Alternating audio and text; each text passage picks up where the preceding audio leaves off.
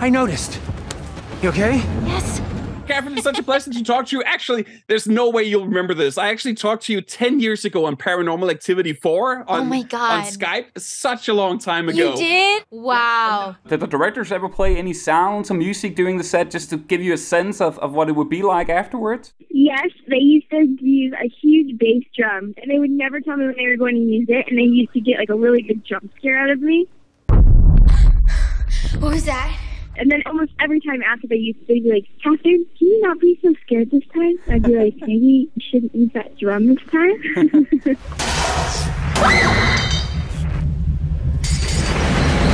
And also, I gotta say, I mean, as you can see, I have a huge movie library. I'm a huge movie fan, and I just wanted to pick out just one of my recent favorites, which is Freaky, because I think it's one of the best horror movies in years. It must have been such a blast to get to play, you know, an aging serial killer in a high school student's body. That was It was. And I was thinking about being a superhero while making that movie. I was like, all right, you're practicing your run. How would you run if you were a superhero? I was like preparing for this role, even though I didn't know I had this role yet. There was just something in me that was like, get ready.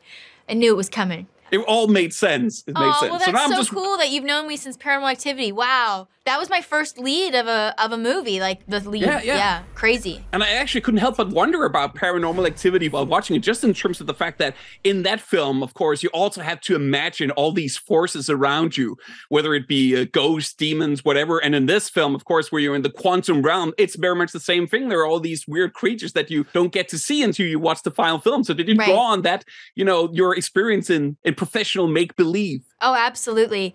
I think what I took the most from Paranormal Activity was telling a story with just your eyes, right? Yeah. There's not a lot of dialogue in a horror film, really. It's like mostly around you what's happening, and then you see it happening to the character. And then in a Marvel movie, there's nothing going on around me, right? There's just green screen or whatever world I'm in. I have to imagine it. So you have to tell the story, push the story forward with just your face, because I'm looking at nothing. I gotta go with what's gonna happen. I have to trust my director and trust Paul and just feel ridiculous acting to nothing. And so the funny thing is the process of making these movies is the same as you know, Paranormal Activity 4. It's just a much bigger trailer, and the food is better. It's like we're camping. We've never been camping. But we've always talked about it. I would never be able to keep a straight face around Paul Rudd. No. I mean, how difficult is that? No, there's no way. You're already smiling too much as it is. You would never get through a moment with him. But I swear, yeah, exactly. You are a great reflection of what I actually look like in between takes and during takes. I broke in every single scene. I thought I was going to get fired. There was one day I looked at Paul and I'm like, Paul, like, this has to stop.